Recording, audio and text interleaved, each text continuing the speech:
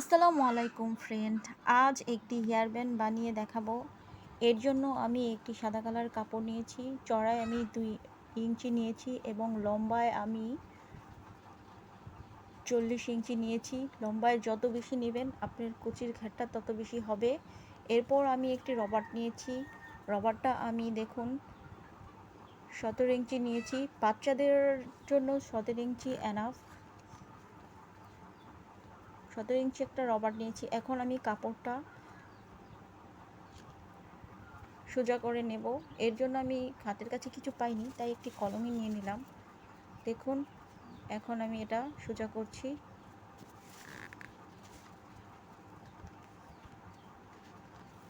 এভাবে আমি একটু আয়রন করে নেব সমান করে।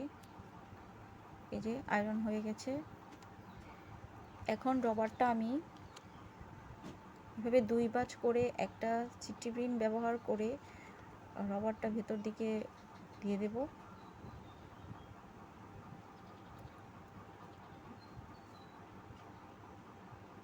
এভাবে কিন্তু সুন্দর একটি হেয়ার ব্যান্ড বানিয়ে নিতে পারেন। আপনারা পুরো ভিডিওটা দেখেন, তাহলে বুঝবেন কি অসম্ভব সুন্দর একটি হেয়ার ব্যান্ড তৈরি হয়ে গেছে।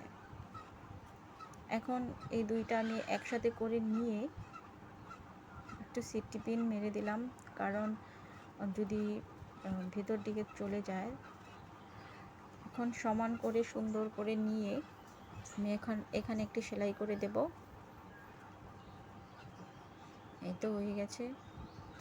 এখন দেখুন, আমি আগে থেকেই এটা ভাঁজ করে রেখেছিলাম একটা লেচের টুকরা। আমি আমার মেয়ের জামা বানানোর সময় এই লেসটুকু বেঁচে গেছিলো। ভাবলাম লেসটা ফেলে না দিয়ে যদি একটু কাজে লাগানো যায়।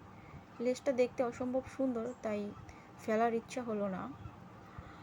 এখন আমি একটু সুন্দর আর গর্জিয়াস করার জন্য একটু পুঁতি অ্যাড করে দেব। সুতাটা একটু মোটা করে নেবেন, তা না হলে পুঁতিগুলো ছিঁড়ে যাবে। এভাবে 4-5টা পুঁতি নিয়ে নিলেই হয়ে যাবে। এই যে দেখুন কিভাবে নিচ্ছি। পর পেছন থেকে ঘুরিয়ে একটু সেলাই করে দেব। আপনাদের যদি আমার হেয়ার ব্যান্ড বানানো পছন্দ হয়ে থাকে বা আমার ভিডিও ভালো লাগে থাকে, তাহলে অবশ্যই আমার চ্যানেলটাকে সাবস্ক্রাইব করে দিবেন। Please subscribe my channel.